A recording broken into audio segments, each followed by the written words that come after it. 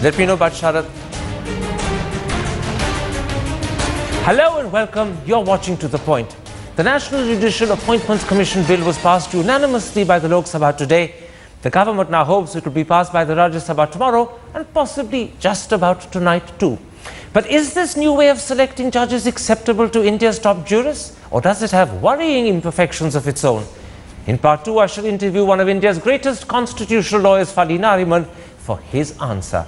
But first, Sonia Gandhi's charge that communal incidents have increased sharply since Prime Minister Modi took over and that the BJP is responsible for this. Does that accusation stand up, or is it just party politics by a defeated Congress party? That's the first debate tonight. And now joining me to discuss Sonia Gandhi's claim that the BJP is responsible for the recent spurt in communal incidents is former Congress Minister for Information and Broadcasting Manish Tiwari, BJP spokesperson Sambit Patra, the well-known UP-based journalist Sharath Pradhan, Samajwadi Party spokesperson Gaurav Bhatia, and senior journalist and columnist Siddharth Bhatia. Sambit Patra, after stating that since the elections there have been 600 communal incidents in UP and possibly 600 more in Maharashtra, Sonia Gandhi asked why all these communal incidents suddenly after the BJP came to power. What we believe and what is clear in many instances is that these incidents are deliberately created to divide our society on religious grounds. Sonia Gandhi is clearly accusing the BJP. How do you respond? She has the right to accuse. I mean, she is in the opposition. But the most important issue which she should keep in mind is, first and foremost, state function is to keep the law and order situation under control. So law and order situation, since it falls under the UP government and under the Maharashtra government. So I believe the first question should go to these governments, not the government which is formed just in a span of 60 days now. It would go to them if she was talking about responsibility to take care of the situation, but she's not. She's talking about responsibility to instigate the violence, and she's saying that instigation is done by you. I believe, Karan, the main problem that's taking place right now is there has to be a distinction between the two words, that is communal violence and appeasement politics. The 600 communal violence taking place in Uttar Pradesh in a span of 60 days that was read in Indian Express, I believe has to be read in toto. If you go through the whole concept of it, the whole report, you would find that there are 6 causes that Indian Express reports to the 600. Are you behind the causes? No, we are not behind. You should go to the cause. No, I know the causes. I don't need to go to the causes. I'm asking something else. Are you behind them? Are you instigating not this? At all. Are you doing it because you get votes? How is it possible? Look at the causes. The first cause, just let me read out the first cause. You will know we are not behind it. The first cause is construction activities in and around masjid, madrasas and kabristans, which were allotted lands in the government areas. So how can appeasement politics be allotted to us? So you're saying to me categorically that the BJP has nothing to do with the communal violence in UP? Not at all. Right. Nothing to do. Manish Tiwari, Sonia Gandhi claims, and I'm quoting her once again, during UPA 1 and UPA 2 governments, there were hardly any incidents of communal violence. Has she forgotten the horrific Muzaffarnagar riots of about this time last year, when 50,000 people were displaced and 63 killed? Yogi Adityanath, speaking in Parliament today, said that last year alone, when the UPA was in power, there were 800 communal incidents in the country. Has Sonia Gandhi got selective amnesia when she says there were no incidents while she was in power? Well, Karan, I think you need to step back a little. You know, the fundamental fault line that divides this republic are the two competing visions of India. The secular pluralistic vision represented by the Congress and the majoritarian and theocratic vision represented by the BJP and their RSS affiliates. For 10 years, when the Congress or the UPA was in power, there was a perception in this country that the UPA government has zero tolerance towards any communal violence, notwithstanding the aberrations which may have taken place.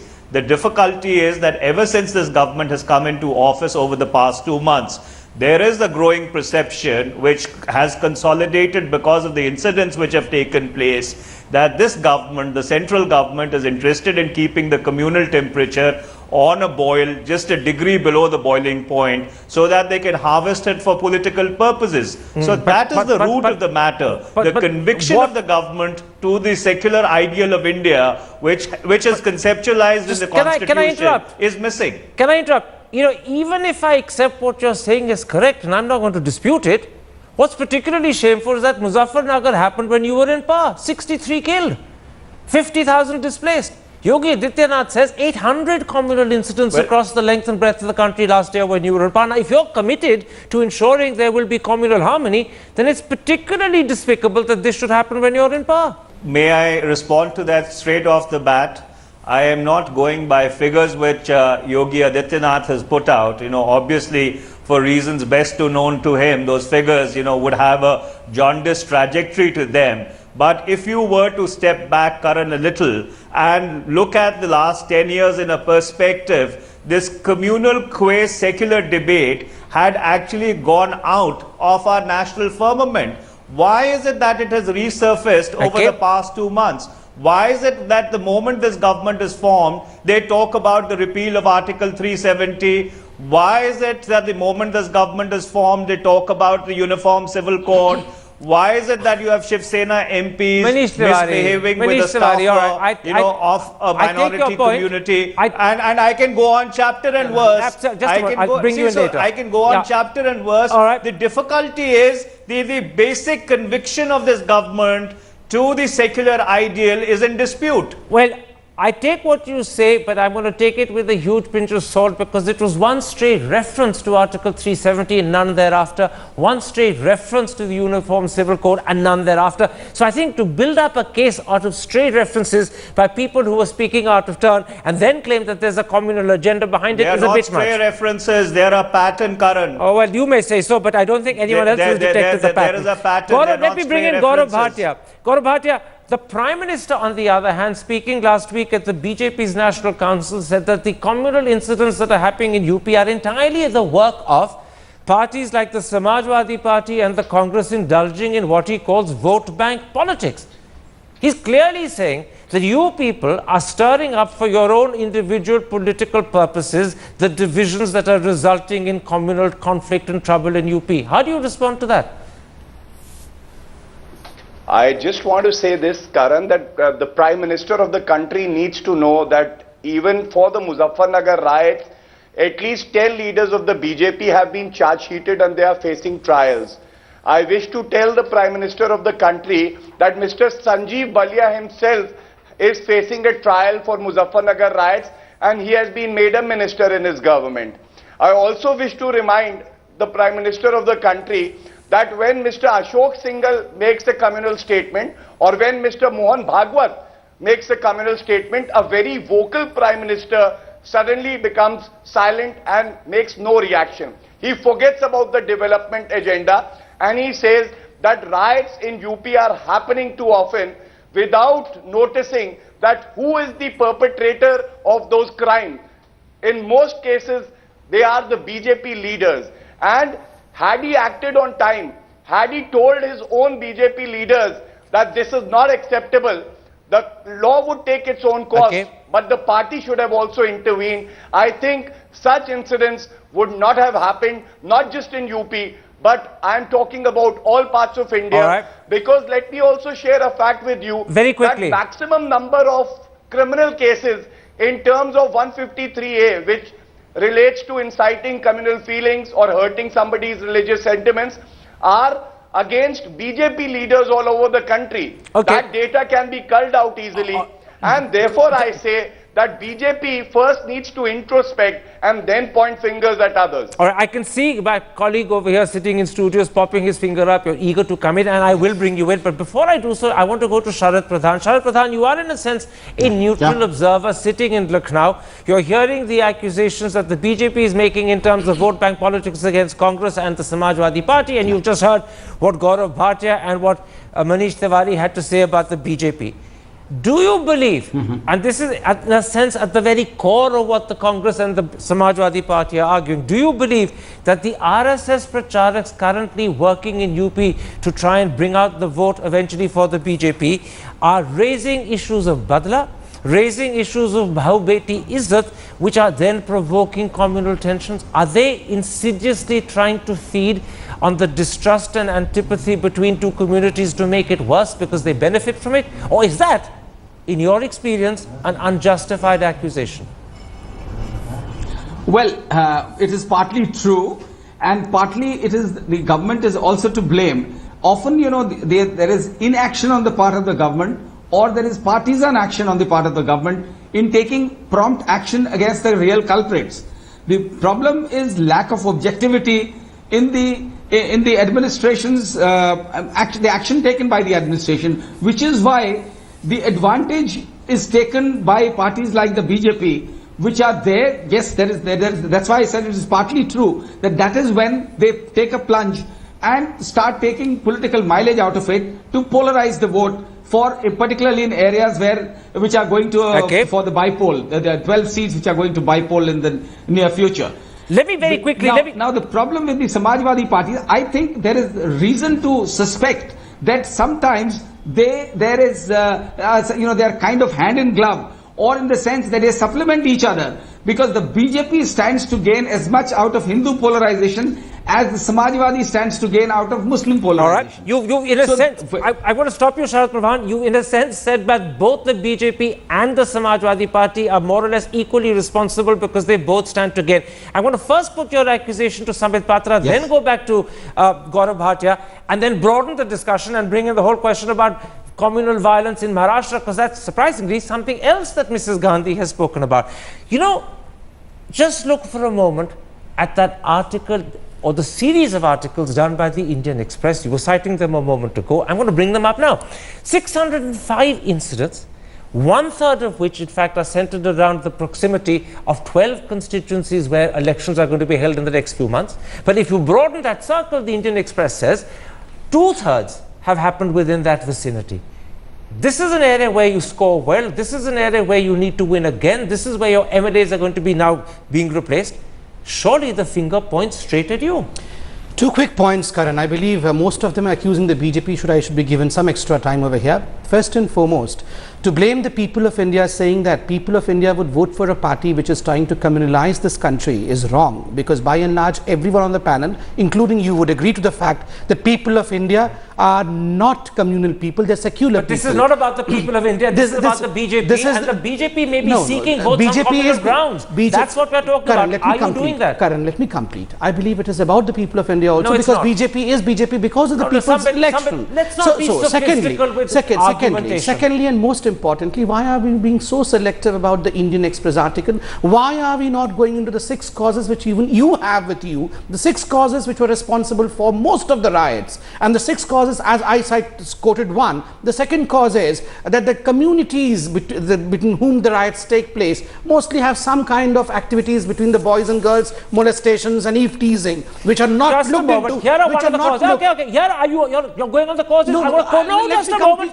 Here are one of the causes. It says that the BJP units and BJP leaders are deliberately acting as protectors of Dalits where there are Dalit Muslim clashes. 10% of the clashes are Dalit Muslim clashes, and the articles are claiming quite upfront that the BJP, forgive me, the articles are claiming upfront that the BJP is trying to instigate Dalits because it wants to wean them away from the BSP. No. You're behind the Dalit Muslim clashes. No. It's there in the articles. Let me catch it. It is not in the. It is not in the causes. It is in the articles. You just don't want to see it. It is in the article. It is not in the causes though. But still, I'll answer by saying that BJP is not instigating the Dalits. BJP was trying to protect the rights of the Dalits, and the right one of the Dalit man's protection is another man's instigation. Who says? If 80%, I say. No, Karan. If 80% of Muslims stay in a village, does the Dalit in that village lose their rights? They don't lose their rights. Why do you say that? Let me bring in Gaurav Bhatia. Gaurav Bhatia, the other half of that accusation, it was a very carefully worded accusation from Sharad Pradhan, is that your government is deliberately not doing enough to contain the problem in UP because you believe that the polarization and the division of the situation will benefit you as well. Just as the BJP seeks to gain, so do you, which is why you're not being efficient and effective in controlling it. Karan, I completely deny that allegation by Mr. Sharad Pradhan. And let me just remind Mr. Pradhan that Muradabad could have been another Muzaffarnagar. If it was prevented, it was only prevented because of the quick and prompt action taken by the SP government. the BJP leaders were going out of the way, especially like Mr. Sangeet Som, who was charge sheeted in Muzaffarnagar riots. He was trying to visit the area. He was breaking the law with impunity when Section 144 was in place. But it was only because the state government efficiently handled the situation that it did not turn into a riot. And there are many such incidents where BJP leaders are trying to instigate people. They are trying to communalize trivial issues, and the government is acting, and therefore there is no communal clash. Siddharth Bhatia, I would like to respond to Mr. Sambit Patra. No, just a moment. I'm not going to let you make this a debate with Sambit Patra. I'm going to stop you there because I want to bring in Siddharth Bhatia, who's been waiting patiently. Siddharth Bhatia, the surprising thing is that Sonia Gandhi wasn't just talking about 600 communal incidents in UP. She also said that there were as many in Maharashtra. Now, the surprising thing, as the Hindustan Times points out this morning, is that her claim that there have been 600 communal incidents in Maharashtra has taken the State Home Minister R.R. Patel completely by surprise. The paper suggests that he's virtually flummoxed. So my first question to you as a journalist sitting in Mumbai is Sonia Gandhi correct? Have there been 600 communal incidents in Maharashtra, or has she made a terrible mistake? Well, I don't know whether she has actually specifically said, and if she has said that that there were 600 in both states separately. But if she has, I think that may be a kind of political hype or exaggeration. She did actually. Can I just point out her words were, her exact words were 600 incidents in UP, and then she added perhaps as many in Maharashtra as well. Yeah, so I think there I can see, I would like to address this in two ways. One is that I see that there is a political strategy here, clearly, because the word communalism immediately gets associated with the BJP and puts them on the back foot, as you have seen has happened. The second thing is that there are genuine fears. The major incident here was the one in Pune, where an innocent techie just happened to be walking past after namaz, and this mob led by some ultra Hindutva types, an organization, set upon him and killed him. Now, some people have been arrested, but the reaction of the Maharashtra government left a lot to be desired, because there was absolutely no kind of political activity to ensure that the message went out, this will not be tolerated. And that Maharashtra government is under Sonia Gandhi. And it's palpable. And that's just, I'm just interrupting you, but that Maharashtra government is under Sonia Gandhi. Yeah, so I see, I'm just coming to that. The palpable fear is, and I think what they are really going to be attacking now is that the Shiv Sena BJP combine might do something, and I think they want to build that up to say in the next 3 to 4 months, watch out, something's going to happen, we may not be in power, we may not be able to do this. So there is some level of politicking and maybe scaremongering, but clearly, Maharashtra is nowhere as volatile as UP is on this front. There's that's absolutely clear. I'm just going to underline something before I come to Manish Tiwari. You're saying that clearly, as far as you know, and you're a very important, knowledgeable journalist, there haven't been 600 communal incidents in Maharashtra, which is the number that there has been in UP. Secondly, you suspect that this is advanced scaremongering with some sort of election strategy in mind. Even the 600 number for UP is not correct. Let me just say this. So but that number for UP, by the way, Gaurav Bhatia, is from the Indian Express. Sonia Gandhi was clearly taking it from the paper, not making it up. But the Indian Express has not revealed the source. Actually, by the way, the Express did reveal the source. The Express said it was from police records. But let me bring in Manish Tiwari. Manish Tiwari. No, I am speaking for the government. The police records don't say so. All right. I am speaking for the So government. what are you debating in the Parliament today then? This is not going to become a competition between the two of you to interrupt you're allowing him to Sorry, speak. I am allowing him to speak because he interrupted, and I'm stopping him, and I'm not going to let you interrupt either. Manish Tiwari, I want to go back to what Mrs. Gandhi said about Maharashtra, because it's astonishing.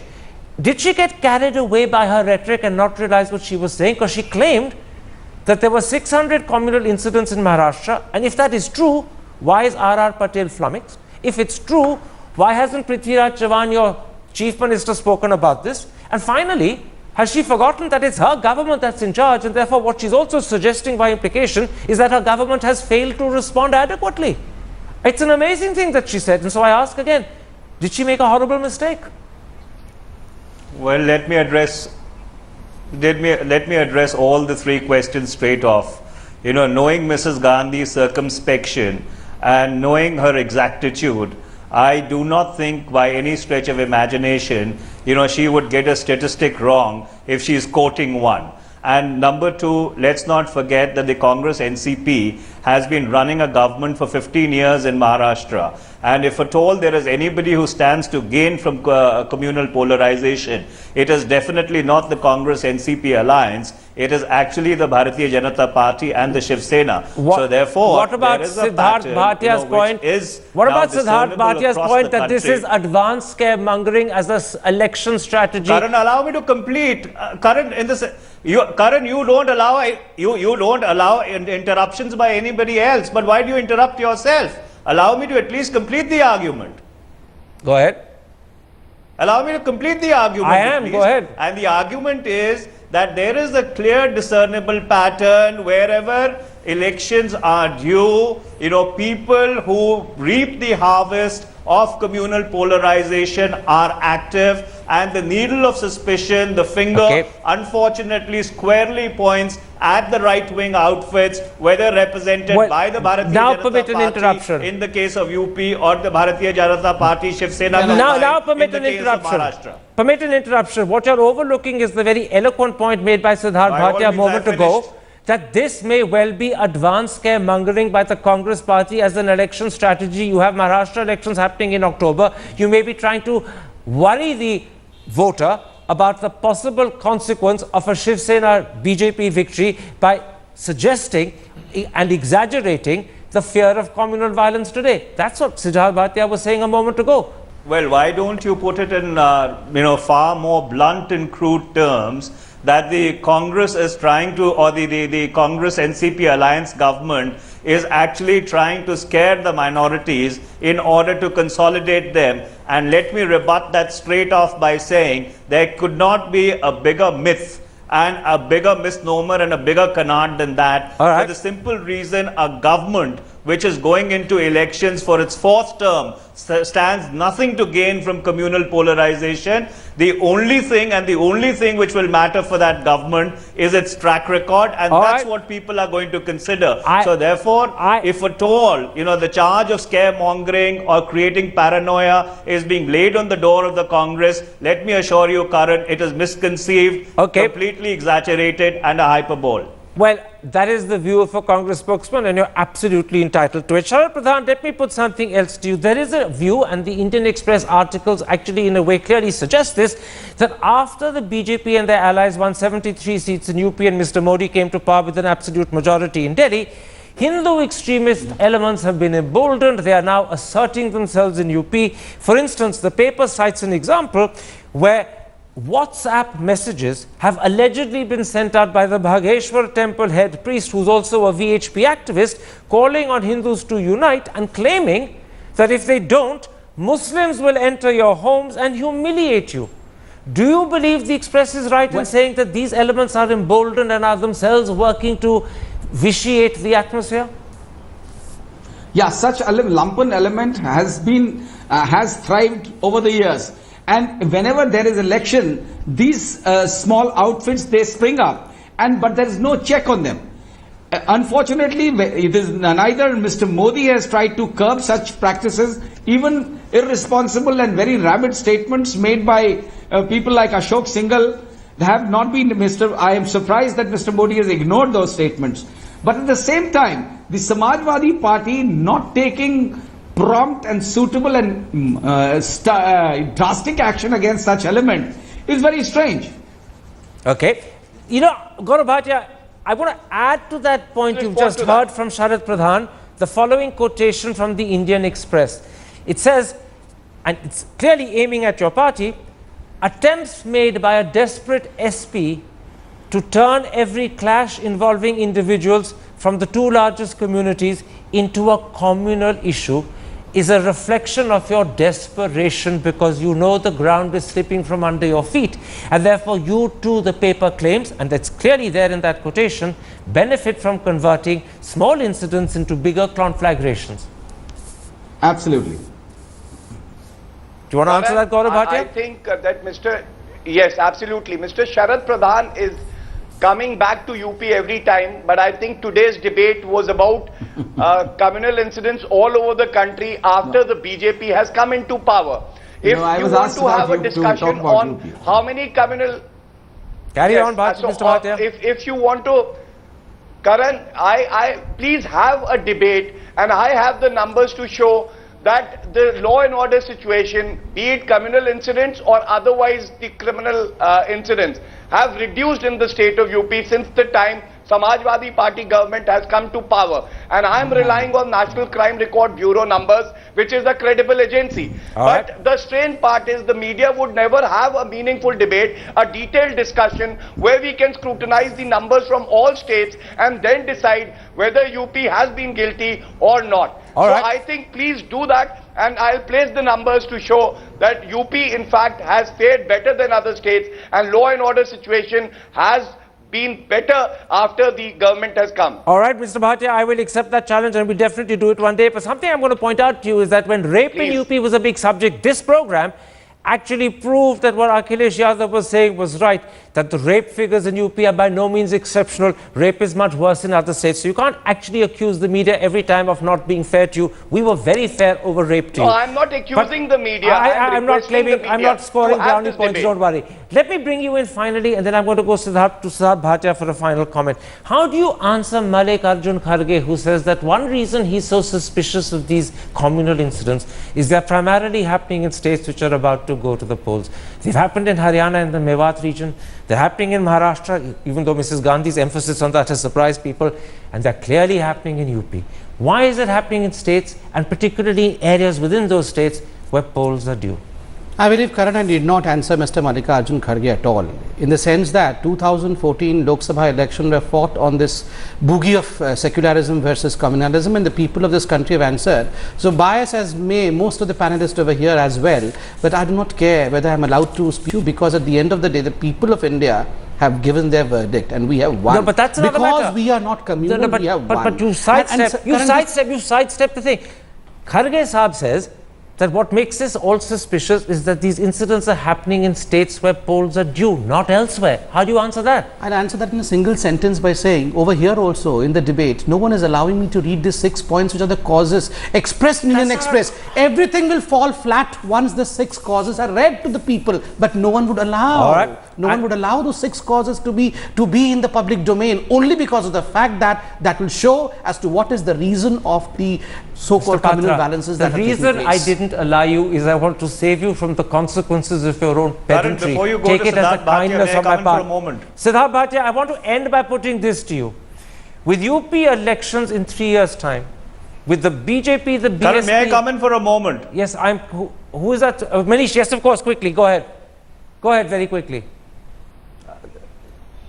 Yes, Karan, all that I want to underscore is that it is indeed ironic that 2 months into the term of this administration, we are having this debate on communal incidents and communalism qua the idea of India. That itself is a reflection on the performance of the central government, if nothing else. That is a boogie call by you. We do not care. It's a boogie call by you. People have already answered that 2 months back. All right. You were talking about 2002 all the while. Gentlemen, this is not a free-for-all between the two of you. Let me tell you, my friend, that arrogance is going to lead to your downfall. We are not arrogant. The fact that you don't care and you got your head in the clouds. The wheel of fortune. All right, gentlemen. Anyhow, we do not buy the lies. Time out, gentlemen. Time out, gentlemen. Please do not carry on a little quarrel of your own. Siddharth Bhatia, the last word to you. With UP elections in less than 3 years' time, and with the SP, the BSP and the BJP battling desperately to win that state, do you think the communal tensions and the incidents of communal violence are going to get worse and worse and worse? A quick answer, because we're horribly out of time. Well, I don't know the ins and outs of UP politics. Sharath will probably give you that. But one can't forget that the Muzaffarnagar riot happened before the general elections, and it really is supposed to have made a huge difference to the fortunes of the BJP, certainly. So the same thing could happen again. It could be advanced planning. It could be bad I can't say, but I'm just saying that it could be also bad political management, lousy Quite right. administration, collusion, as someone has suggested. But I can see that, as you said, Haryana and Maharashtra are two examples, and there seems to be some kind of pattern, even if now you don't right. talk about communal incidents, these kind of small bushfires of statements and all kinds of wild allegations. I think there is a kind of communal tension building up, or at least a discussion building up about these issues. We have to keep our fingers crossed, and let's hope for once our politicians, no matter which party they come from, are more responsible and don't play with people's lives in the hope that this will procure votes for them. My thanks to all my guests for joining me.